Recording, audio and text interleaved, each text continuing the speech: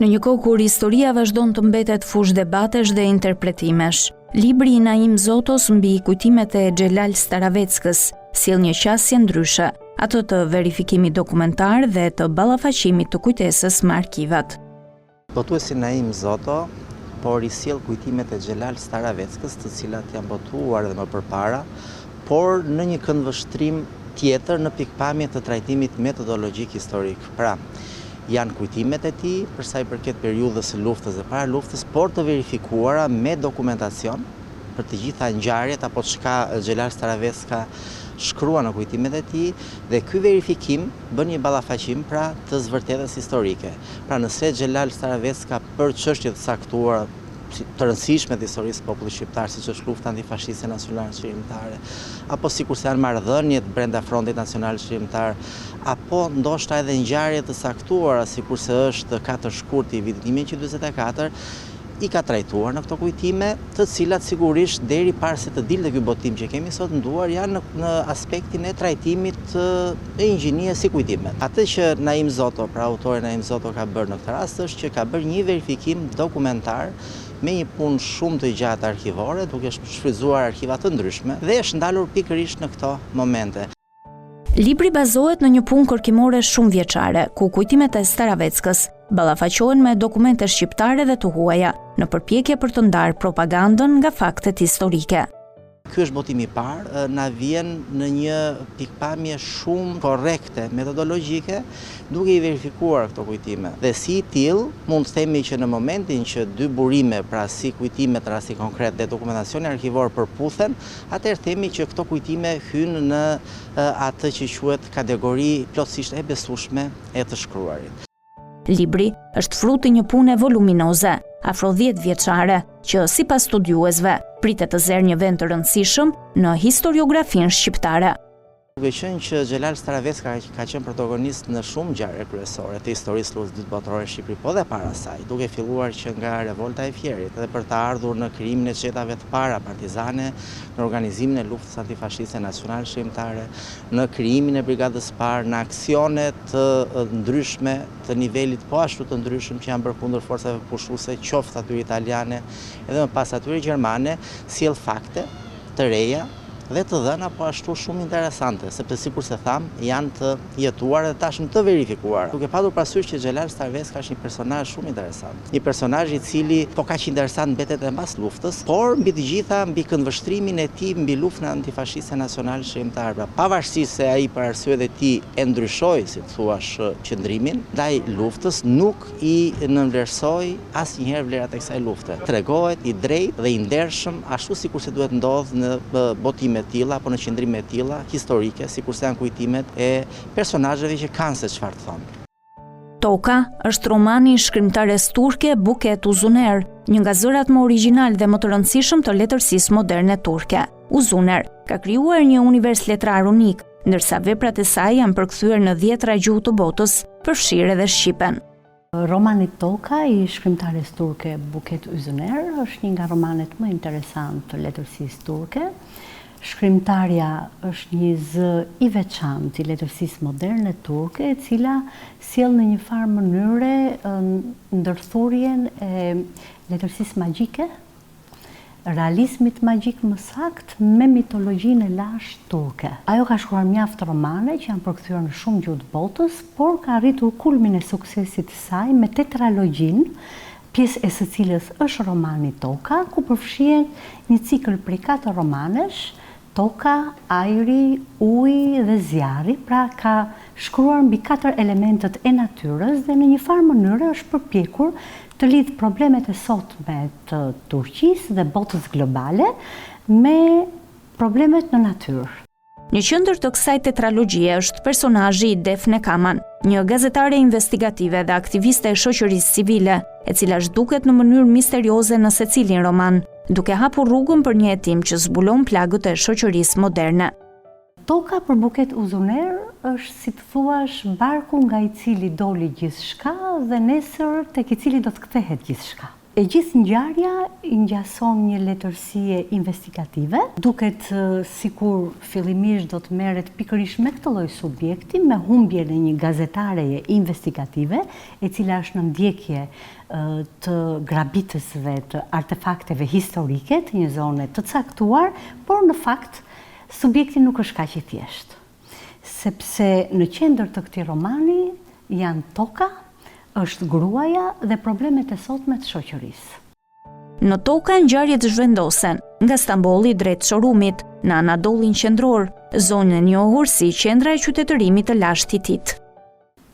Civilizimi i cili në një farë mënyrë është bazuar shumë edhe në besimin shaman, në shamanizëm, i cili mbështetet pikërisht në respektin ndaj natyrës. Njeriu pasi e njohu natyrën, pasi e shfrytëzoi natyrën, pasi e përdori natyrën, pasi e dominoi natyrën, në një farë mënyrë i ktheu shpinën asaj, që do të thotë njeriu filloi ta dëmtojë natyrën. Dhe në fakt toka kthehet në personazh në këtë roman, i barabartë me personazhet e tjerë, sepse toka dhe gazetaria janë dy element të këtij romani që praktikisht luftojnë. Toka ndaj dhunës që ushtron njeriu, industria dhe zhvillimi, ndërsa gazetaria dhuna që ushtrohet ndaj një gazetareje investigative, ndaj një idealiste, ndaj një aktiviste të shoqërisë civile, e cila përpiqet të nxjerrë në pa të metat e sistemit. Përmes kësaj hapësire simbolike, autoria e trajton tokën jo si pronë apo pasuri ekonomike, por si nënën tokë, burimin e jetës dhe identitetit njerëzor. Me një gjuhë poetike dhe elegante, por duke trajtuar realitetet ashpra sociale, toka vjen si një thirrje e fortë për ndërgjegjësim dhe rikthim të rënjët njerëzore. Kujtimet e një mësuesi është libri me autor Xhafer Martinin, një roman autobiografik, ku autori sjell ndodhi, rrëfime dhe përvoja reale të jetës së tij përgjatë rrugëtimit të gjatë në fushën e arsimit.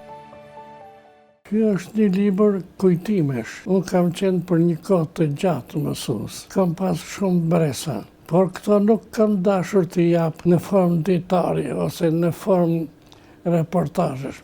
Libri nuk është ndërtuar si ditar apo reportazh, por si një roman ku ngjarjet reale janë përpunuar artistikisht. Personazhet nuk mbajnë emra të vërtet, ndërsa episodet janë të lidhura në mënyrë organike për të krijuar një strukturë të plotë romaneske.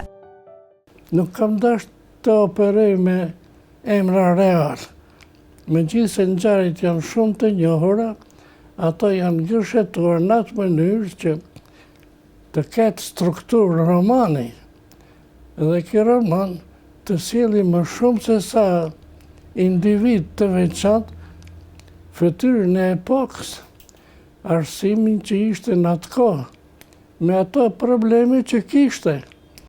Sipas Martinit, vepra synon të pasqyrojë jo vetëm historinë e individëve, por edhe fytyrën e një epoke, me problematikat, sfidat dhe nivelin e arsimit të kohës.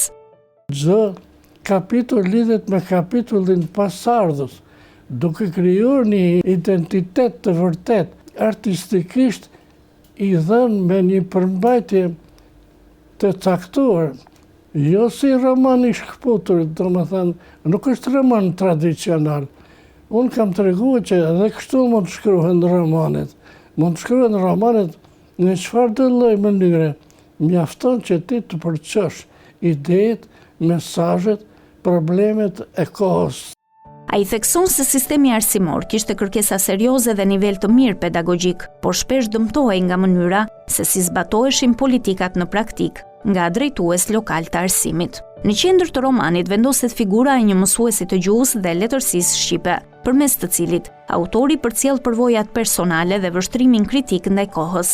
Në libër trajtohen edhe ndikimet e ideologjisë në shkollë, të cilat sipas autorit shpesh kërkoheshin në mënyrë skematike dhe artificiale, duke dëmtuar cilësinë e procesit mësimor.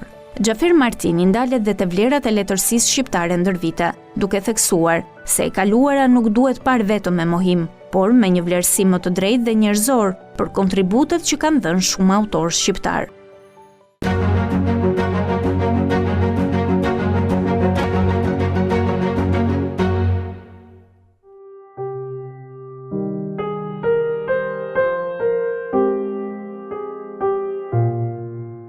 Përshëndetje. Takohemi sërish në rubrikën e së dielës me vargjet e poetit Gjevahir Spahiu, të cilit ja dua dhe ja vlerësoj në veçanti penën. Poezia titullohet Shembja e një nate dashurie. Ktheva kokën, mbajta hapat. Binin tjegullat, binin trarët, binte qielli i një nate dashurie. Atje, mbi papafingo, pra nyjeve pa ta puthur. Shembe nyje tani bëhen pluhur, dritare s'ka, ka sytë zgavërt, s'ka mure me plasaritje të etshme, skelete fjalësh në gjysmërsirë, skelete ëndra, shpremtimesh të nesërme. Ngrihet tymi si një mjegull e bardh, një grushteshtrash të një nate gërmadhe. Në cep të rënimit, dy burra po pinë qetë cigare. Ej, ju atje, nuk t'i qoni si ullërim brenda meje gjindet, edhe pak e lava do dal jashtë meje si tek vulkanet. Mos u kthe në kujtim, i thash, mos u kthe në harrim. Më tha, botës i falëm një natë dashurie dhe kjo s'është pak. Një natë dhe çfarë nate. Dora mbi supë, hëna mbi malë, qielli i kaltër i botës mbi krye. Mbajeni, ajo po bie. Dhe ishte një natë e paemër, siç ishin të paemërt yjet. Kini mëshirë, mos e shemni atë natë. Është rënkimi apo klithma e saj. Kini mëshirë. Ajo ishte një natë dashurie, që kur s'duhet kish gdhirë. Kini mëshirë, në mos pa atje në ngurë, në mpeshën e natës së shembur do të shembem, i vrarë jo nga urrejtja, por nga dashuria, që përjetësisht quhet dhimbje. Me këto vargje ndahemi dhe për sot, vazhdim të bukur.